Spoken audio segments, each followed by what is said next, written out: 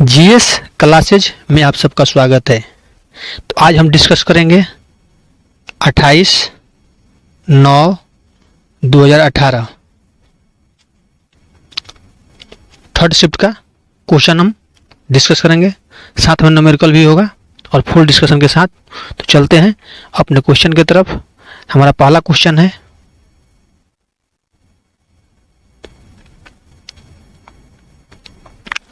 Sodium जब sodium sulphate समाधान barium chloride के विलयन के साथ मिलाया जाता है तो आपको बताना है। ऑप्शन है, कोई प्रतिक्रिया नहीं होती है, सल्फर डाइऑक्साइड बनता है, बेरियम क्लोराइड बनता है, बेरियम सल्फेट बनता है। तो जब सोडियम सल्फेट समाधान बेरियम क्लोराइड के साथ विलयन में मिलाया जाता है तो बेरियम सल्फेट बनता है। तो याद रखिएगा, बेरियम सल्फेट हमारा राइट आंसर होगा, यानी कि ऑप्शन नंबर डी हमारा राइट आंसर है। तो चलते हैं अपने अगले क्वेश्चन पर। हमारा अगला क्वेश्चन है, वास्तविक अर्थ में मुक्त रूप से गिरना केवल इसमें होता है। जो वास्तविक अर्थ बताना है कि मुक्त रूप से गिरना आपको ऑप्शन में दिया हुआ है, कहाँ पर होता है? समुद्र में, निर्वात में, वायु में, वायुमंडल में। तो वास्तविक अर्थ में मुक्त रूप से गिरना केवल निर्वात में होता है।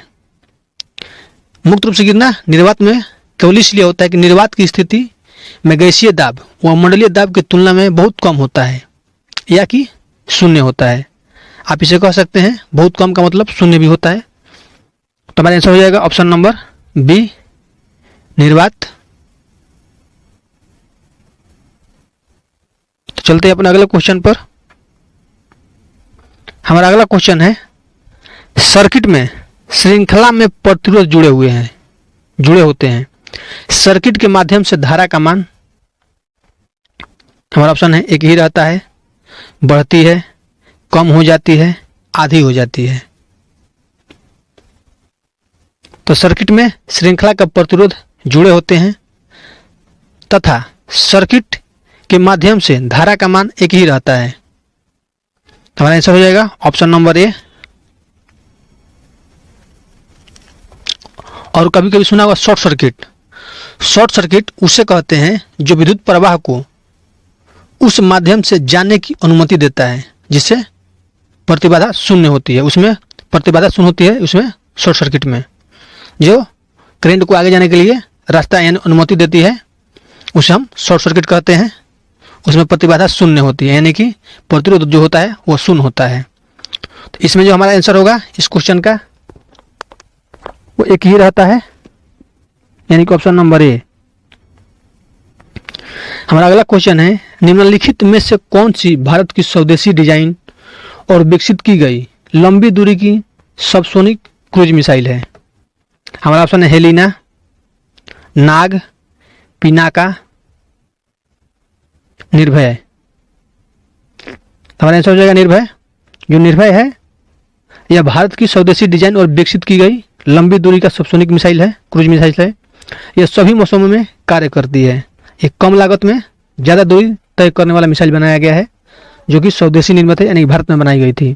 तो ऑप्शन नंबर डी हमारा राइट आंसर होगा, निर्भया।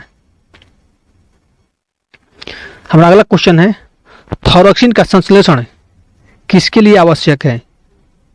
हमारा ऑप्शन है, लोहा, आयोडीन, सोडियम, कैल्शियम। तो थायरोक्सिन के संश्लेषण के लिए आवश्यक है आयोडीन, यानी कि ऑप्शन नंबर बी हमारा राइट आंसर होगा। थायरोक्सिन, जो थायरोक्सिन हार्मोन होता है, इसका मुख्य कार्य क्या क्या है? शरीर के उपापचय को नियंत्रण करना इसका महत्वपूर्ण कार्य है। जो हमारे शरीर में उपापचय होता है उसको नियंत्रण करना इसका महत्वपूर्ण कार्य है थायरोक्सिन हार्मोन का। और इसके साथ साथ दिल के कार्य, पाचन तंत्र को भी नियंत्रण करता है और हड्डी को मजबूत करना इसका भी काम है थायरोक्सिन हार्मोन का भी। तो हमारा आंसर हो जाएगा, थायरोक्सिन के संश्लेषण के लिए आयोडीन आवश्यक है। हमारा अगला क्वेश्चन है, फीकी का पूर्ण रूप क्या है? FICCI का पूर्ण रूप बताना है। हमारा ऑप्शन है, federal Indian chamber of commerce, federation of Indian chamber of commerce and industries, free India chamber of commerce international, federation of Indian committee for conciliation India. तो फीकी का फुल फॉर्म होता है federation of Indian chamber of commerce and industries. तो हमारा answer हो जाएगा option number B. और आपसे पूछ लिया जाए कि फीकी की स्थापना कब हुआ था, याद रखिएगा 1927। ये किसके द्वारा किया गया था, तो महात्मा गांधी की सलाह पर, महात्मा गांधी ने सलाह दिया था घनश्याम दास बिरला, और इनके साथ में एक और थे जिसका नाम था पुरुषोत्तम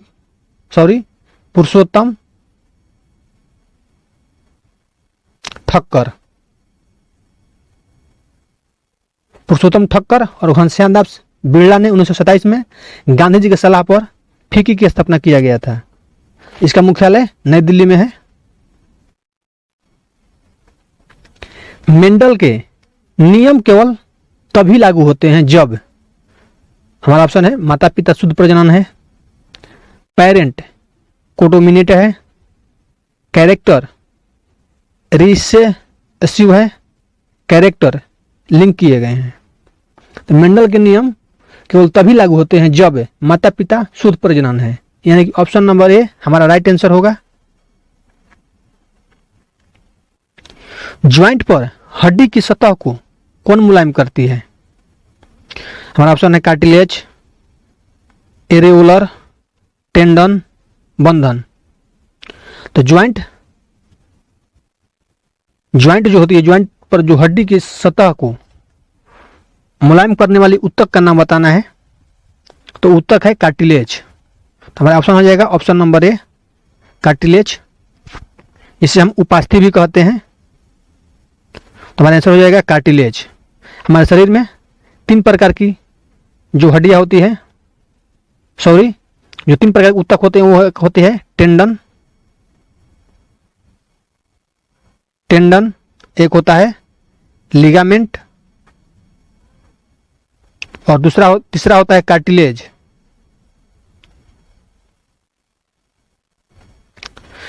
तीसरा कार्टिलेज है। तो टेंडन का काम है हड्डी टू हड्डी को जोड़ने के लिए, टेंडन का कार्य है हड्डी टू मांसपेशी जोड़ने के लिए, और लिगामेंट हड्डी को हड्डी से जोड़ता है, और जो कार्टिलेज है वो मांसपेशी को मांसपेशी से जोड़ता है। जैसे कि हमारे नाक हो गए, कान हो गए, इसमें कार्टिलेज होता है, एक कार्टिलेज की बनी होती है जो मांस से मांस को जोड़ती है। तो याद रखिएगा, आपसे पूछा जाता है कि मांसपेशी से मांसपेशी को जोड़ने वाला ऊतक कौन सा है, तो होता है कार्टिलेज, या ऑप्शन में उपास्थि भी हो सकता है। हमारा अगला क्वेश्चन है कैल्शियम सल्फेट हेमीहाइड्रेट को भी इस रूप में जाना जाता है, बेकिंग पाउडर के रूप में, बेकिंग सोडा के रूप में, वॉशिंग सोडा के रूप में, प्लास्टर ऑफ पेरिस के रूप में।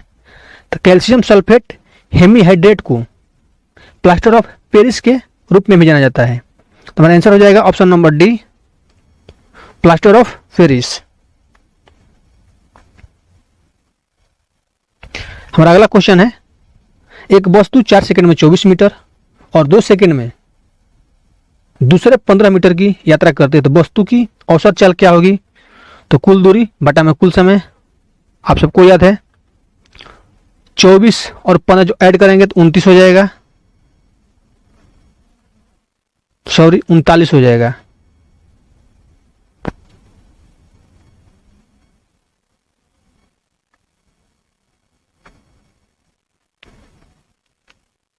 तो 24 और 15 ऐड करेंगे तो 39 हो जाएगा, और 4 सेकंड और 2 सेकंड यानी कि 6 सेकंड। तो 6 का 36 बचा 3 के बाद 0 लगाएंगे, पॉइंट आ जाएगा 0.5, 6 5 30, यानी 6.5 मीटर प्रति सेकंड। ऑप्शन नंबर बी हमारा राइट आंसर है। मीटर पर सेकंड को मीटर सेकंड इनवर्स भी लिखा जाता है। शेर ससूरी अथवा शेर खां का असली नाम, हमारा ऑप्शन है फरीद, जमाल, जलालुद्दीन, अबुल पथ शेरशाह सूरी अथवा शेर खां का असली नाम था फरीद। ऑप्शन नंबर ए।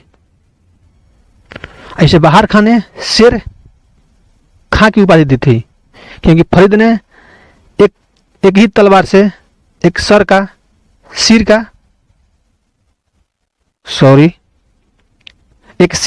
गर्दन काट दिया था एक ही बार में, इसीलिए इसे शेर खां की उपाधि दी गई थी।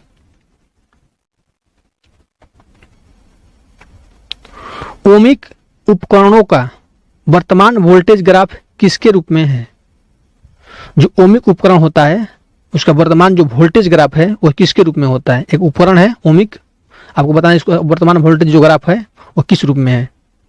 पैराबोलिक वक्र, द्विरेखीय वक्र, गैर रेखीय वक्र, रैखिक ग्राफ। वक्र मतलब ग्राफ होता है, तो ओमिक उपकरण में जो वोल्टेज ग्राफ होता है वो रैखिक ग्राफ के रूप में होता है। हमारा आंसर हो जाएगा ऑप्शन नंबर डी, रैखिक ग्राफ। हमारा अगला क्वेश्चन है, वर्गीकरण में 7 आवर्त और 8 समूह हैं, किसके वर्गीकरण में? हमारा ऑप्शन है मेडलिफ के आवर्त सारणी, आधुनिक आवर्त सारणी, न्यूलैंड के ऑक्टेक्स नियम या डोब्रानियर का त्रिक नियम। यानी चारों में से किस में 7 आवर्त और 8 समूह हैं? तो हमारा आंसर हो जाएगा आधुनिक आवर्त सारणी जो है उसमें 7 आवर्त है और 18 समूह है। 18वें समूह में कौन सा? तो निष्क्रिय गैस रखा गया है, 17वें में हाइड्रोजन रखा गया है। तो आपसे पूछा गया है कि 7 आवर्त और 18 समूह वाले कौन इससे संबंधित है? आधुनिक आवर्त सारणी से। ऑप्शन नंबर बी हमारा राइट आंसर हो जाएगा। जादूगोड़ा की खान किसके लिए प्रसिद्ध है? हमारा ऑप्शन है यूरेनियम, तांबा, सोना, लोहा। तो जादूगोड़ा झारखंड के पूर्वी सिंहभूम जिले में एक गांव का नाम है जादूगोड़ा, वहीं पर एक खान है। वो खान किस लिए प्रसिद्ध है? तो हमारा ऑप्शन आंसर हो जाएगा यूरेनियम। ऑप्शन नंबर ए। जो जादूगोड़ा है यह कब से कार्यरत है? 1967 से। यह देश का प्रथम यूरेनियम खनन का खान है। यह देश का प्रथम है जादूगोड़ा जो यूरेनियम का खान है, लेकिन वर्तमान में इससे रेडियो एक्टिविटी और विषैले गैस निकलती है, जिसके कारण वहाँ पर नदियाँ, तालाब, पेड़ पौधे, वृक्ष, जानवर और मनुष्य के लिए हानिकारक के रूप ले चुकी है। हमारा आंसर हो जाएगा यूरेनियम। जादूगोड़ा की खान यूरेनियम के लिए है। आपसे पूछा जाएगा भारत का सर्वप्रथम यूरेनियम का खान कौन सा है? तो जादूगोड़ा है। और ये कब से का इसमें खनन हो रहा है? तो 1967 से। तो याद रखिएगा। सबसे हल्की धातु कौन सी है? हमारा ऑप्शन है calcium, phosphorus, lithium, helium. Helium तो एक गैस है। हमसे पूछा है धातु, तो लिथियम जो है इसका परमाणु क्रमांक 3 होता है, जो कि सबसे हल्का है। इन दोनों से हल्का भी है, और ये तो गैस है हीलियम। हमसे पूछा गया धातु, तो हमारा धातु हो जाएगा ऑप्शन नंबर बी, लिथियम, जो सबसे हल्की होती है। सीमेंट का मुख्य घटक हमारा ऑप्शन है MgOH, CaCO3, SiO2, MnO2। हमारा आंसर हो जाएगा SiO2 यानी कि सिलिका। ऑप्शन नंबर सी हमारा राइट आंसर होगा। सिलिके के अलावा सीमेंट में कैल्शियम के सिलिकेट, एल्यूमिनेट यौगिक का मिश्रण होता है, जो कैल्शियम ऑक्साइड, एल्युमिनियम ऑक्साइड और लौह ऑक्साइड से निर्मित होता है। तो याद रखिएगा कि सीमेंट का मुख्य घटक सिलिका है, यानी SiO2। ऑप्शन नंबर सी हमारा राइट आंसर होगा। इलेक्ट्रॉनिक आवृत्ति 288 वाला एक तत्व आधुनिक आवर्त सारणी में किस समूह में रखा गया है? हमारा ऑप्शन है 8, 2, 18, 17। यहां से देखते हैं, पहले आवर्त में 2 होता है, दूसरे आवर्त में 8 होता है, तीसरे आवर्त में 8 होता है। और हमारा वर्ग ये आवर्त है और हमारा वर्ग कितना होता है 18। तो यहाँ से तो यहाँ तक 2 हो जाएगा, फिर यहाँ से 8, फिर यहाँ से 8, फिर अब 18 से चालू होगा। तो ये जो है 8 चल जाएगा अंत में, यानी कि 18वें समूह में। तो हमारा आंसर हो जाएगा ऑप्शन नंबर सी। 2, 8, 8, 18, 18, 32, 25 आवर्त में तत्व हैं। पहले आवर्त में 2, दूसरे आवर्त में 8, तीसरे आवर्त में 8, चौथे आवर्त में 18, पांचवें आवर्त में 18, छठवें आवर्त में 32 और सातवें आवर्त में 25 है, जो कि शेष तत्व है। वहां पर भी 32 होना चाहिए, लेकिन उसमें 7 तत्व कम है। यौगिक में एक कार्यात्मक समूह के रूप में -OH है कार्बोनिल एसिड, एथिनोइक एसिड, एसेटिक अम्ल, बुटानॉल। आपको बताना है।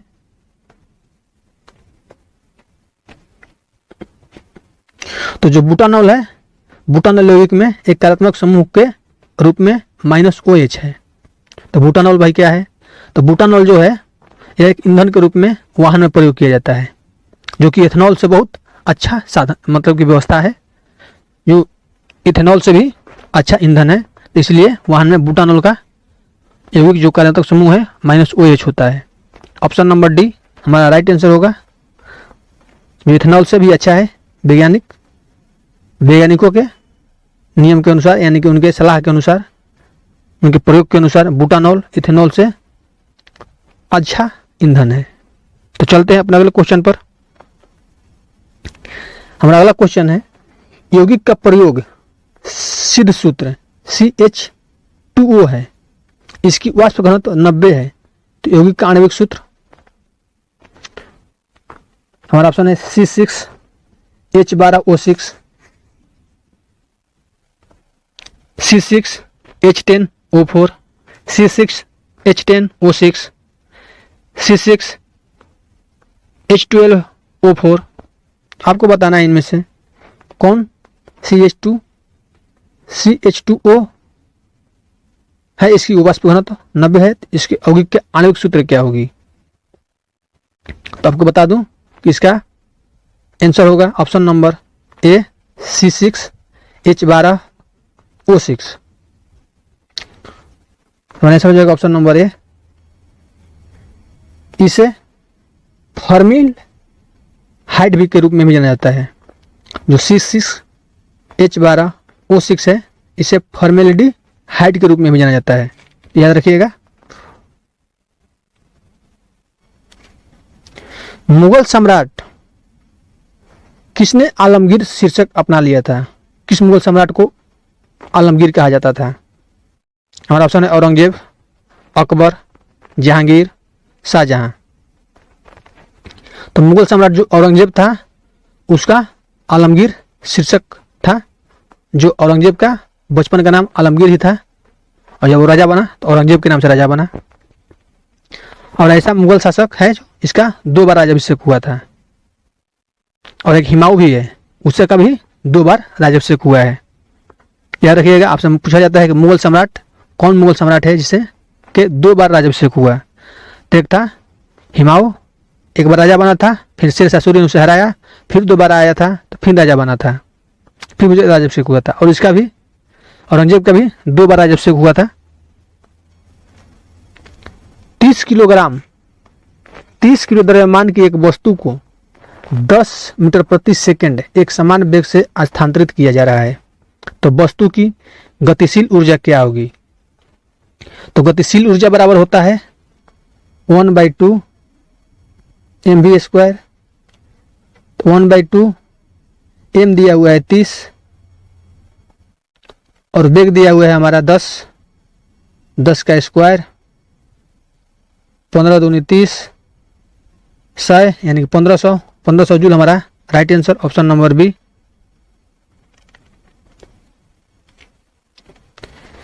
कुछ पौधों की जड़ों, उपजी और पत्तियों की प्रक्रिया के माध्यम से, किस प्रक्रिया के माध्यम से नए पौधों में विकसित होती है?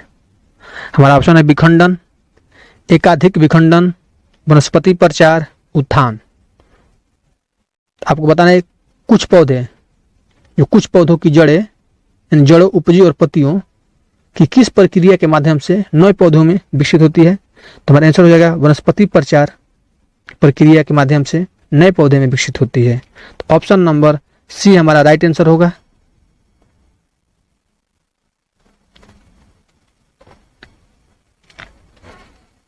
तो चलते हैं अपना अगला क्वेश्चन आ गया हमारा, उष्णकटिबंधीय वर्षा वन को, जिसे साइलेंट घाटी में पाया जाता है, वो उष्णकटिबंधीय वर्षा वन कहाँ पर स्थित है। हमारा ऑप्शन है केरल, राजस्थान, दिल्ली, मेघालय। तो साइलेंट घाटी कहाँ पर है, केरल में। तो हमारा आंसर हो जाएगा केरल। उष्णकटिबंधीय वर्षा वन को केरल की साइलेंट घाटी में पाया जा सकता है। तो ऑप्शन नंबर ए हमारा राइट आंसर होगा। एक विमान दर्पण के लिए छवि है, आभासी और पार्श्व उल्टा, वास्तविक और पार्श्व ऊर्ध्वाधर, वास्तविक और ऊर्ध्वाधर, आभासी और पार्श्व ऊर्ध्वाधर। तो एक विमान दर्पण में देखने के लिए कौन सा दर्पण चाहिए। तो उसमें जो होता है वो होता है उत्तल दर्पण, और उत्तल दर्पण में फोटो बनता है आभासी और पार्श्व उल्टा। तो हमारा आंसर हो जाएगा ऑप्शन नंबर ए हमारा राइट आंसर होगा।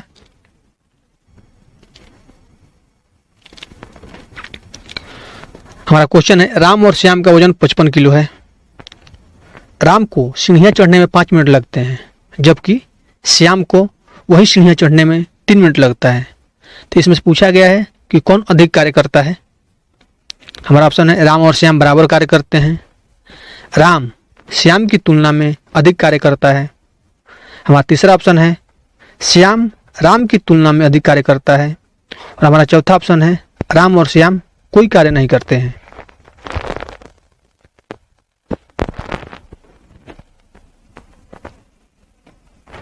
तो जो राम और श्याम है उनका वजन तो 55 किलो है, यानी कि बराबर है। और जो दूरी भी जो तय करते हैं वो भी बराबर दूरी करते हैं। और वहाँ जी का मान भी दोनों के ऊपर बराबर लग रहा है। तो यहाँ पर से क्या निकलता है कि दोनों कार्य बराबर करते हैं। तो ऑप्शन नंबर ए हमारा राइट आंसर होगा। मान लीजिए आप हैं और मैं कोई काम कर रहे हैं, मैं 5 दिन में कर रहा हूँ, आप 2 दिन में कर रहे हैं, लेकिन काम तो उतना ही है। 100 काम मैंने 5 दिन में किया और 100 काम आप 2 दिन में किए। तो यहाँ पर काम तो बराबर ही हुआ, टाइम ज़्यादा लगा। तो अगर यहाँ पर टाइम पूछा जाता तो टाइम का अंतर होता। यहाँ पर कार्य पूछा गया है तो कौन अधिक कार्य करता है, तो कार्य दोनों बराबर करते हैं। एक एथलीट 25 सेकंड में 500 मीटर की दूरी दौड़ता है, तो एथलीट की औसत गति क्या होगी। तो चाल बराबर क्या होता है, दूरी बटा में समय। तो हमारा दूरी दिया हुआ है 500 मीटर और टाइम दिया हुआ है 25 सेकंड। चाल निकालना है तो 25 दूनी 50 यानी 20, तो 20 मीटर प्रति सेकंड। ऑप्शन नंबर बी हमारा राइट आंसर होगा। द्रव्यमान और वेग के गुणनफल है, आपको बताना है कि द्रव्यमान और वेग का गुणनफल किसका होता है। तो संवेग बराबर होता है द्रव्यमान गुणे वेग। तो हमारा ऑप्शन है प्रतिबल, संवेग, बल, दाब। तो अभी भी मैंने बताया कि संवेग बराबर होता है द्रव्यमान गुणे वेग। तो हमारा आंसर हो जाएगा ऑप्शन नंबर बी।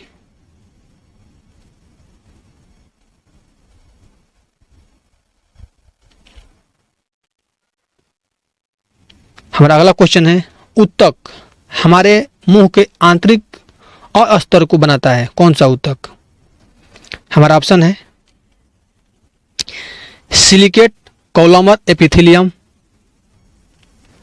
सरल स्क्वेमस एपिथेलियम, स्तरीकृत स्क्वेसम एपिथेलियम, कोलमर एपिथेलियम।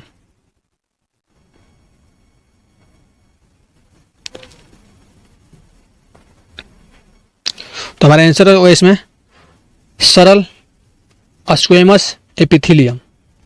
तो ऑप्शन नंबर बी हमारा राइट आंसर है। सरल स्क्वेमस एपिथेलियम ऊतक हमारे मुंह के आंतरिक अवस्थर को बनाता है। तो ऑप्शन नंबर बी हमारा राइट आंसर होगा। एक वस्तु 3 सेकंड में 25 मीटर और फिर 2 सेकंड में 15 मीटर की यात्रा करती है, तो वस्तु का औसत चाल क्या होगा? तो औसत चाल बराबर होता है कुल दूरी बटा में कुल समय। तो 25 + 15 40, 3 + 2 5, 8 × 5 = 40, 8 मीटर प्रति सेकंड इनवर्स। तो हमारा right answer option number C. हमारा अगला क्वेश्चन है फ्रांस की राजधानी शहर कौन सा है?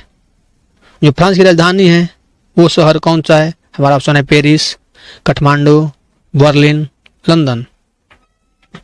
ऑप्शन नंबर ए हमारा right answer. Professor Amartya Sen किस क्षेत्र में प्रसिद्ध हैं? राजनीतिक विज्ञान, चिकित्सा, अर्थशास्त्र, नाट्य कला। तो प्रोफेसर अमर्त्य सेन को अर्थशास्त्र क्षेत्र में प्रसिद्ध थे। तो ऑप्शन नंबर सी हमारा राइट आंसर होगा। और प्रोफेसर अमर्त्य सेन को नोबेल मिला था। वो नोबेल कब मिला था? आपको कमेंट में आंसर देना है।